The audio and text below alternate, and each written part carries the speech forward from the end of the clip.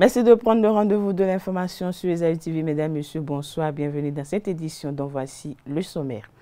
À moins d'un an des élections générales de 2026, la Sénat a lancé ce 26 août 2025 à Cotonou un atelier de renforcement de capacité. L'objectif est de mieux prévenir les menaces qui pèsent sur l'intégrité du processus électoral. On en parle dans ce journal avec le rapporteur de l'institution. Le Salon national de l'artisanat du Bénin SNAB a ouvert ses portes depuis le 22 août 2025 au Palais des Congrès à Cotonou. Vous suivrez dans ce journal quelques exposants qui se prononcent sur l'organisation de cette 19e édition. Hors de nos frontières, le président sénégalais Bassirou Diomaye Faye a été reçu ce mercredi matin à l'Élysée par son homologue français Emmanuel Macron.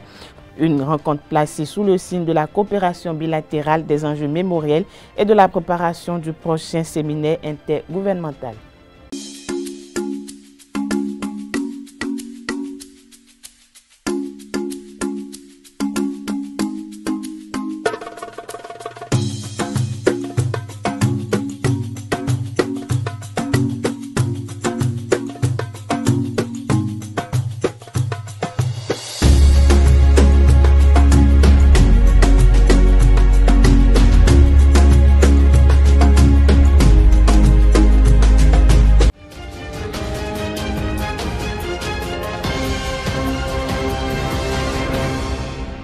À nouveau, bonsoir. Merci de nous recevoir chez vous. Un atelier de 3 jours sur la protection des élections en République du Bénin s'est ouvert ce mardi 26 août 2025 à Cotonou.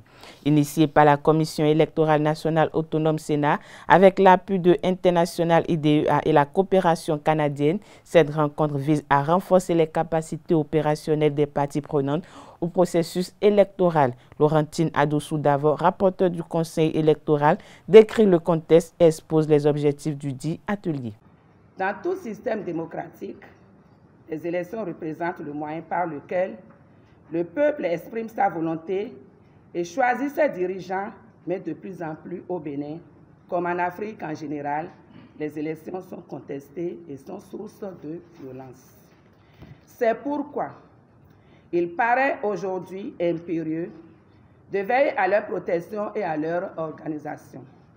À cet effet, je voudrais me permettre de rappeler que les facteurs de risque associés à une élection sont nombreux et variés.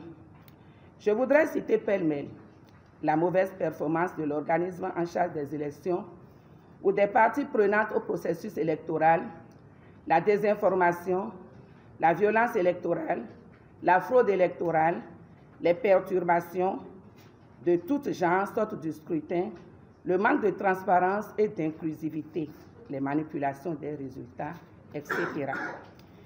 Il est important de noter que ces facteurs peuvent interagir et influencer le processus électoral et semer le doute sur la sincérité et la crédibilité des élections. C'est pour identifier et prévenir les facteurs de risque, évaluer et mettre en place les mesures préventives et correctives susceptibles de garantir la sincérité et la crédibilité des prochains scrutins dans notre pays que la Sénat a invité la présente rencontre, qui constitue également un espace qui nous permettra d'avoir une compréhension commune des meilleures pratiques en matière de protection des élections.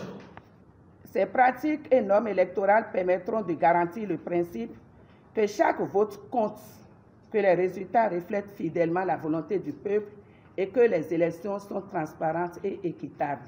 Au cours des travaux, vous aurez droit à des présentations sur diverses thématiques portant notamment sur la protection des élections, les principaux défis et les lacunes, l'introduction du projet de protection des élections, du concept et de la méthodologie du travail, la cartographie des facteurs de risque. Des travaux de groupe et des exercices de simulation viendront compléter les présentations magistrales pour vous permettre d'affiner les différents outils innovants indispensables à la bonne tenue des élections générales de 2026. Les experts ici présents partageront avec vous leurs expériences sur les meilleures pratiques en matière de protection des élections.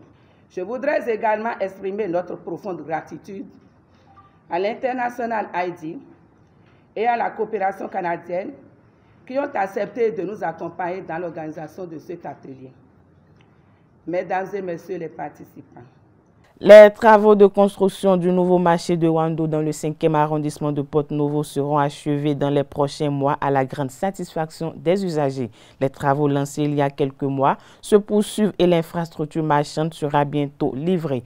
D'un montant total de 23 milliards de francs CFA, le nouveau marché de Wando a une capacité d'accueil de 3800 places et 260 boutiques. Au cours d'une visite du président de l'Assemblée nationale, Louis Gbernouv-Lavonou, ce mardi, le chef de projet de construction des marchés urbains à la Société d'infrastructure routière et de l'aménagement du territoire a présenté les caractéristiques de l'ouvrage. À l'instar des autres marchés urbains, celui de Wando dispose également de 2 chambres froides, c'est-à-dire positives et négatives. La voirie extérieure est composée de 10 rues aménagées en pavé. Le chef du Parlement béninois et les responsables de la municipalité de Porto-Novo ont exprimé leur remerciement au chef de l'État pour ce joyau offert à la ville capitale. Je l'annonçais à l'entame de cette édition, la 19e édition du Salon national de l'artisanat du Bénin bat son plein au Palais des Congrès de Cotonou. Les exposants saluent la qualité de l'organisation et mettent en avant les innovations apportées cette année pour eux. Ce salon constitue une véritable vitrine de promotion et de valorisation du savoir-faire artisanal. Des propos recueillis par Omaric Dessougogbenu. Nous exposons les jus de fruits, les amandes de cajou, les céréales. Bon, au niveau des jus de fruits, nous avons jus de mangue, pur jus de mangue. Nous avons aussi jus de pomme cajou qui est riche en vitamine C. Nous avons jus de tamarin, boisson de tamarin. Nous avons cocktail gingembre, tamarin et cou de girofle. Nous avons baobab gingembre et nous avons baobab simple. Au-delà de là, nous avons aussi les amandes de cajou. Nous avons aussi les farines infantiles.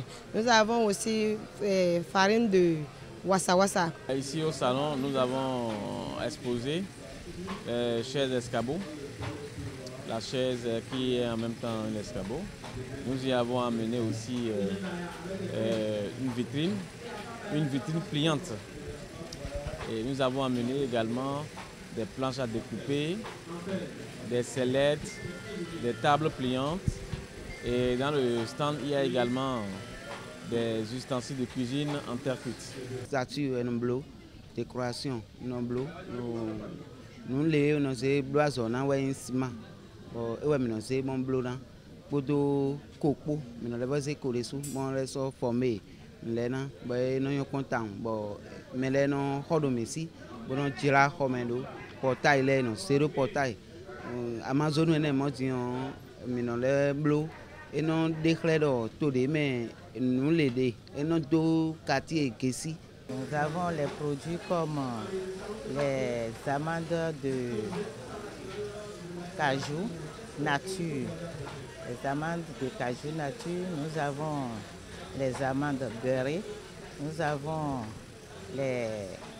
la purée de cajou, nous avons innové pour faire le cacahuète de cajou.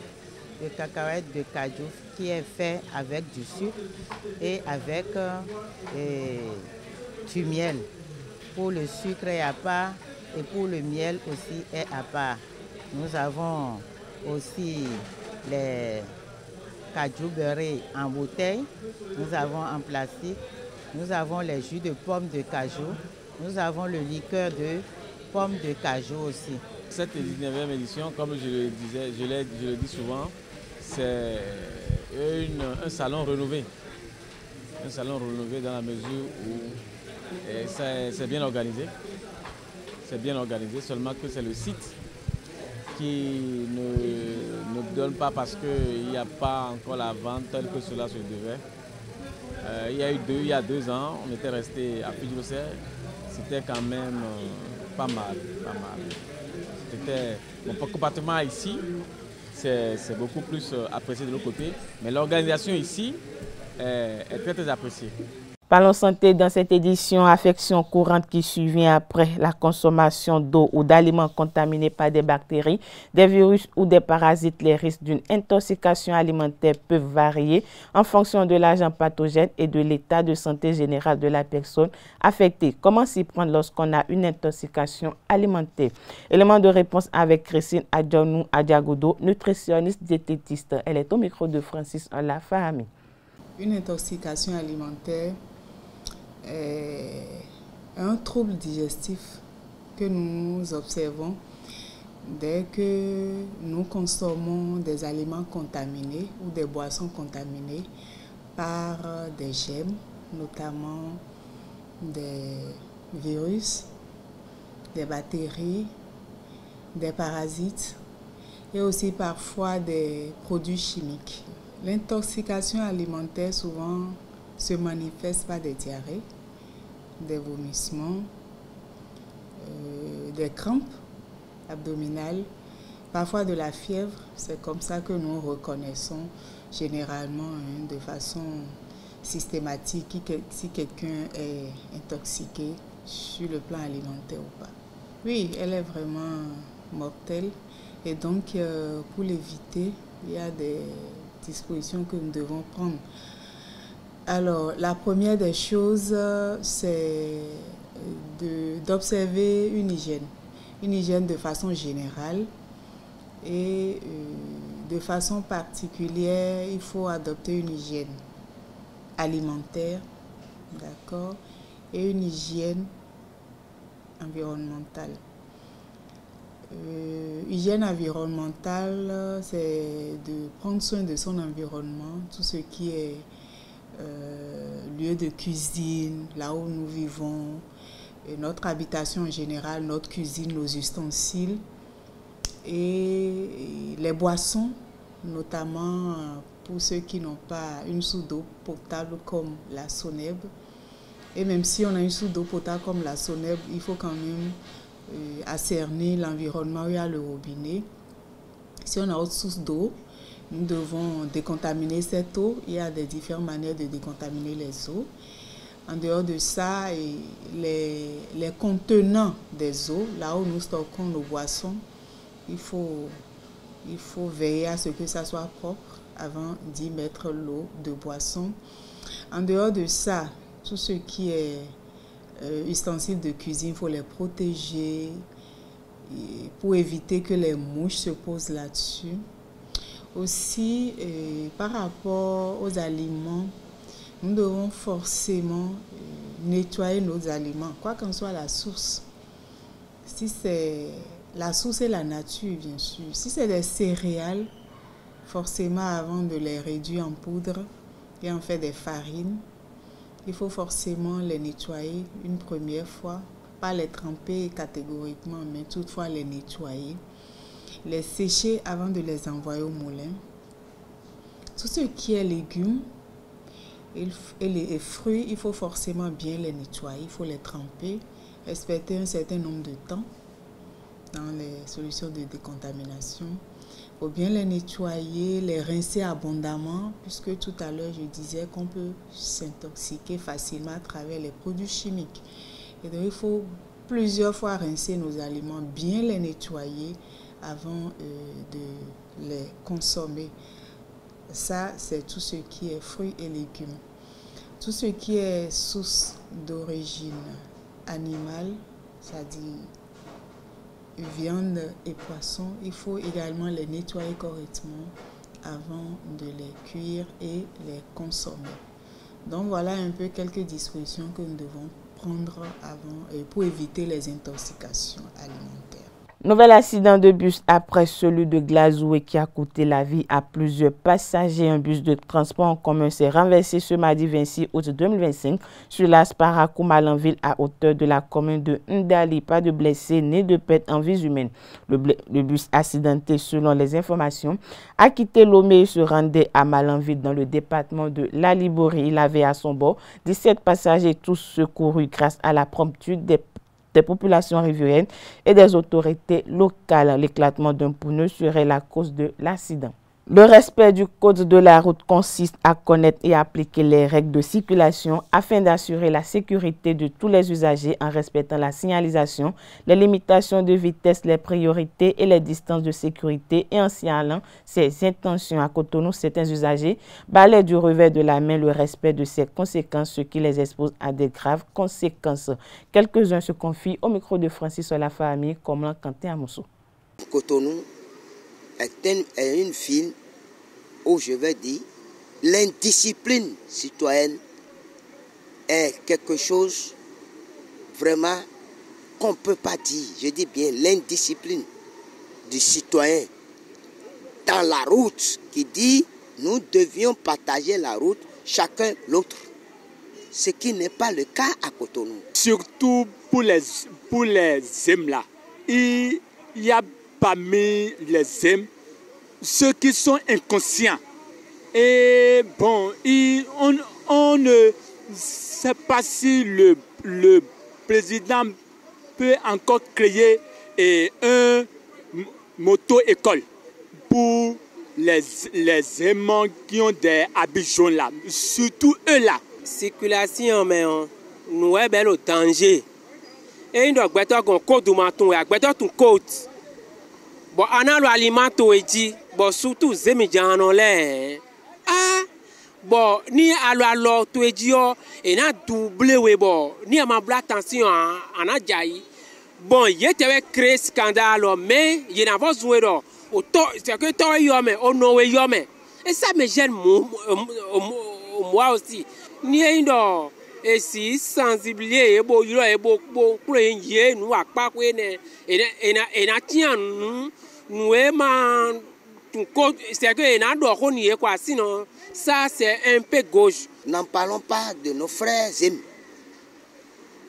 qui quelque part, moi je me dis, viennent d'où et viennent rouler dans Grand Cotonou, qui a des règles administratives pour la route.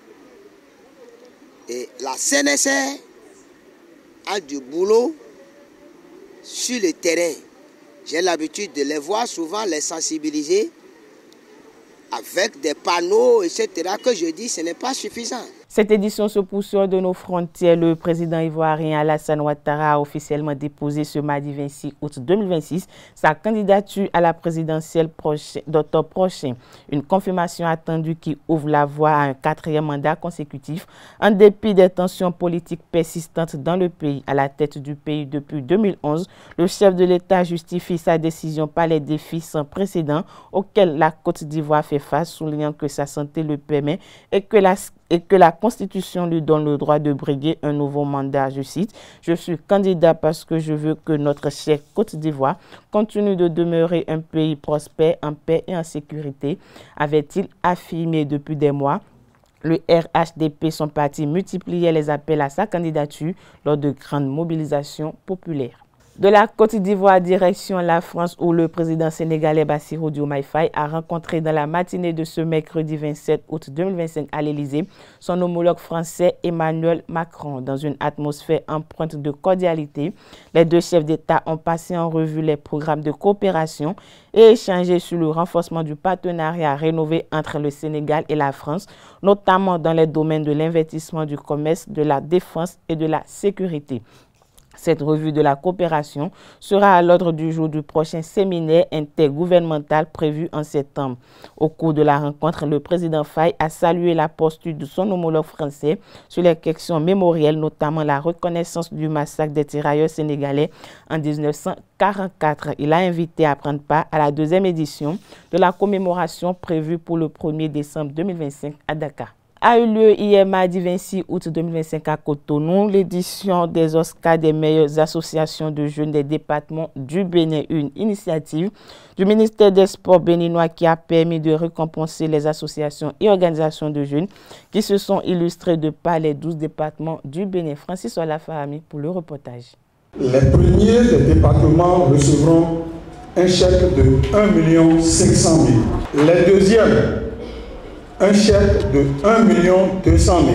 Les troisièmes, un chèque de 1 million. Ils sont venus des 12 départements du Bénin pour célébrer l'excellence en matière de mouvement associatif. Il s'agit de l'édition 2025 de l'Oscar des meilleures associations de jeunes, une initiative qui vise à soutenir les actions de ces différentes organisations et mouvements. Grâce à cet appui, elles peuvent pérenniser leurs actions, élargir leur impact et initier de nouvelles dynamiques sur le terrain. Ce soir, nous célébrons des jeunes qui, à travers des initiatives dans l'éducation, l'environnement, le développement communautaire, le leadership ou encore la santé sexuelle et reproductive, ont positivement impacté nos communautés.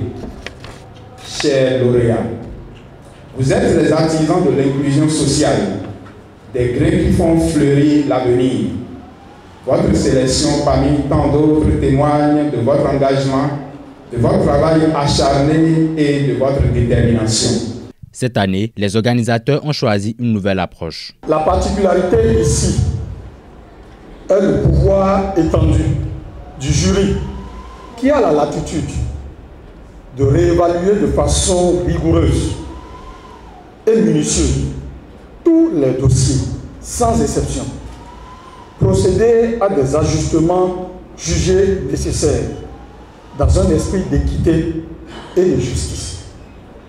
Cette approche a le mérite d'assurer la transparence, la crédibilité du processus sur la base d'une objectivité dans l'appréciation des dossiers. Pour les nominés, la cérémonie de ce jour vient apporter un coup de pouce à leurs actions. Être nominé à ce prestigieux Oscar est pour nous un honneur.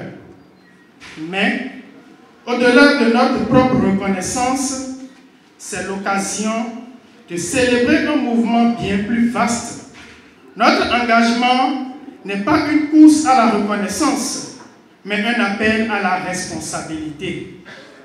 La jeunesse béninoise est une force et nous sommes la preuve vivante que lorsque cette jeunesse s'organise, elle devient moteur de transformation sociale. La commission technique a établi la liste des lauréats en s'appuyant sur des critères bien définis. Une présélection au niveau départemental, suivie d'une réévaluation par un comité national de sélection. Sur les 106 dossiers de candidature reçus dans les 12 départements sur le plan national, 96 dossiers ont pu être étudiés. 10 dossiers ont été ainsi éliminés par la commission. Ceci s'explique parce que 8 associations sur les 10 qui ont été éliminées ont quitté un peu le domaine d'intervention et le domaine des critères de la présente sélection. La cérémonie d'Oscar des meilleures associations de jeunes des départements du Bénin est une initiative du ministère des Sports du Bénin qui vise à révéler le potentiel des associations des jeunes de nos départements. Les taekwondoïstes béninois sont désormais de retour de leurs expéditions au Nigeria pour l'Open international d'Abuja et les championnats d'Afrique cadets et juniors de taekwondo. Une expédition qui leur a valu 5 médailles, dont une en or, 2 d'argent et 2 en bronze. Lundi dernier, ils ont été accueillis par la Fédération béninoise de taekwondo à son siège. Francis Olafahami pour le compte rendu. Les taekwondoïnes béninois de retour des championnats d'Afrique cadets et juniors et de l'Open Nadia International 2025 au Nigeria. À Lagos, ils ont conquis l'Afrique avec un titre de champion d'Afrique, 2 places de vice-champion et 2 médailles de bronze. On a pu décrocher la médaille de bronze dans la catégorie des moins de 87 kg dans cette compétition côté des G1 qui est de 10 points dont nous avons au moins 60% de ces points. Donc après c'est la première journée qui est la journée de l'Open G1 des seniors. Nous avons passé avec les enfants au championnat d'Afrique cadet junior et je tiens déjà à remercier la fédération. C'est pour une première fois que le Bénin se déplace pour une compétition du genre à utiliser les enfants tôt. Et à ces compétitions, nous avions fait de grands résultats, de grandes prouesses et nous avons décroché la médaille d'or dans la catégorie des moins de 59 kg face au Nigeria et les médailles d'argent, 2 médailles d'argent et 1 médaille de bronze. Les ambassadeurs béninois présentent leur moisson à la Fédération béninoise de taekwondo lors d'une cérémonie sobre. Cette performance témoigne non seulement de la détermination des athlètes, mais constitue aussi le début de la concrétisation d'une vision et des actions menées par le comité exécutif du président Jules Koublenou. C'est un résultat qui témoigne de l'assiduité de nos athlètes pour la préparation, pendant la période de préparation de cette compétition, de ces 2 compétitions. Vous avez bénéficié d'un encadrement rigoureux. Évidemment, ce n'est pas la préparation seule qui a donné ce résultat, mais les dispositions prises par le président Koublé et nos victoriens, à savoir la formation des cadres à tous les niveaux, la formation des entraîneurs de manière à vous donner un bon encadrement, la formation des juges et arbitres. Les taekwondoïnes béninois retiennent de cette expédition nigériane une expérience enrichissante qui va les préparer à de nouveaux challenges. Nous avons bataillé dur face à des athlètes qui ont l'habitude de participer à ces genres d'événements. Donc nous avons donné le meilleur de nous-mêmes. Je voulais bien sûr aller en finale et décrocher la médaille d'or, mais je suis tombé sur un Nigérien qui était chez lui. Et vous savez, quand les compétitions se passent à domicile pour certains, bon, ça, on ne va pas rentrer dans les détails, mais bon, c'était chez lui et ça a aussi un peu joué. Je l'ai très bien vécu, malgré ma petite déception, car je n'ai pas pu décrocher la médaille d'or pour notre peuple le Bénin. Mais ce n'est que partie remise et j'espère la prochaine fois vous ramener l'or. Je tenais vraiment à remercier le peuple béninois de m'avoir permis de participer au championnat d'Afrique et de m'avoir fait confiance malgré ma petite déception parce que j'aurais aimé ramener l'or pour mon peuple. Mais comme je vous ai dit, c'est vrai, je vous remercie sincèrement parce que ça fait vraiment plaisir. C'était facile, je n'avais pas le trac. Bon, parce que moi je suis un peu habitué à sortir un peu du pays pour des compétitions internationales. Et c'était vraiment compliqué parce que j'affrontais un Libyen qui était 10 000 fois plus grand que moi. Donc c'était un peu plus compliqué. Le premier round, on a fait 11-9. Le second round, on a fait 11-7. Les regards sont désormais tournés vers les prochaines joutes nationales et internationales. D'une discipline à une autre, à présent, le championnat professionnel de football du Bénin est à moins d'un mois de son démarrage. Pendant que les clubs de l'intérieur du pays affûtent leurs âmes, dans les conditions optimales, ceux de Cotonou ont beaucoup de difficultés dues aux infrastructures. Une équipe de reportage de Esaü TV est allée suivre une séance d'entraînement de l'AS Cotonou ce jour. Anaïdou pour le point. Matinée du mercredi 27 août 2025. Le terrain rouge, en terre battue du CG Nokoué, vibre sous les crampons des joueurs de l'AS Cotonou. Seul club de Cotonou qualifié pour la première division de la saison 2025-2026. À l'instar de plusieurs clubs engagés dans le championnat professionnel de première division de football qui démarre le 20 septembre prochain, l'AS Cotonou a entamé les entraînements depuis près d'un mois, de quoi peaufiner ses armes et affûter ses nouveaux recrues placés sous l'encadrement de Tiamiou Yessoufou. Des investissements notables dans le recrutement des joueurs et de l'encadrement technique qui sont mis en mal par un fait. Le rectangle d'entraînement qui a viré du vert au rouge. Nous entraînons avant à Renaud-Pevel, mais vu la situation, c'est un terrain qui est en reconstruction. Donc compte tenu du temps de préparation que nous avons, nous ne pouvons pas tout de suite attendre. Donc le terrain sur lequel nous devons recevoir n'est pas encore autorisé à y accéder. Donc compte tenu du temps de préparation que nous avons commencé d'abord ici. Nous sommes à la 4e semaine ici. René Pleven, ancien terrain des matchs à domicile du club en chantier, l'équipe ne dispose plus de terrain ni pour ses entraînements, ni pour ses prochains matchs et est condamnée pour l'heure à l'errance. Nous étions sur le collège de Don Bosco et on a vu que c'est un terrain vraiment pas praticable. C'était vraiment difficile. On a dû chercher mieux, c'est ce que nous avons trouvé. Avec toute la difficulté, comme vous avez remarqué vous-même, c'était difficile. C'est difficile pour nous-mêmes de mettre bien en application notre planning que nous avons mis en place. L'origine de l'équipe, c'est AS Cotonou. Et nous devons rester à Cotonou. L'origine, c'est Cotonou. Donc, je pense que le stade le mieux approprié pour nous, c'est le stade de l'amitié. Et donc, on attend toujours, on est toujours dans l'espérance. Sinon, AS Cotonou, imaginez AS Cotonou se retrouver dans une autre ville, on serait obligé de changer de nom. Parce que les gens vont se poser la question, mais comment ce Cotonou se retrouve dans une autre ville? Donc, on est toujours dans l'attente pour pouvoir quand même avoir gain de cause et commencer les séances proprement dites. Le stade général Mathieu Kérékou dispose d'un terrain d'entraînement, une infrastructure moderne, bien bâtie, à l'actif des réalisations du gouvernement. Pourquoi pas d'attribution de stade ou de terrain à l'AS Cotonou à moins d'un mois de la reprise du championnat professionnel? Pourquoi pas d'attribution de terrain pour les autres clubs de Cotonou? Cette situation entache les efforts des clubs et surtout des joueurs qui voient en cela une injustice. C'est vraiment difficile, c'est très difficile. Déjà l'état du terrain, on est habitué à travailler sur des bonnes pelouses. Il y a des très bonnes pelouses au Bénin. Et on est habitué à travailler dessus et à jouer dessus.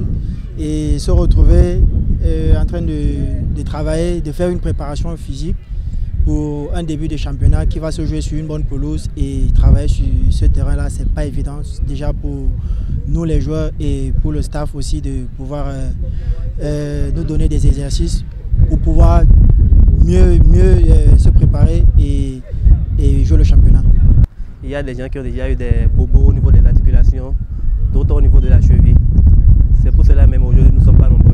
Il y a d'autres qui sont déjà malades. Donc tout ce que nous voulons que l'administration nous aide à trouver un bon terrain. Mais les gens nous ont promis que d'ici quelques temps, nous allons nous retrouver dans un bon terrain. Bon, on espère en tout cas. Nos dirigeants sont en train de nous promettre de nous trouver un terrain praticable, vraiment praticable. Déjà à l'instar de Kounou, terrain synthétique qui est à côté. Et on espère vraiment que l'État sportif béninois va nous permettre de pouvoir travailler sur ce terrain et pour que nous puissions mieux préparer notre championnat. Il urge que les instances dirigeantes du football béninois réagissent pour doter le seul club de Cotonou de l'élite béninoise, l'AS Cotonou, et les dizaines autres qui avaient le stade René Pleven comme cadre d'infrastructures modernes aux normes. Cela va de la suivi des clubs de Cotonou dans les hauteurs du football béninois et de l'égalité des chances prônée par le gouvernement de la rupture. Voilà, c'est sur cette information sportive que prend fin cette édition. Merci de nous avoir suivis et agréable soirée à tout un chacun.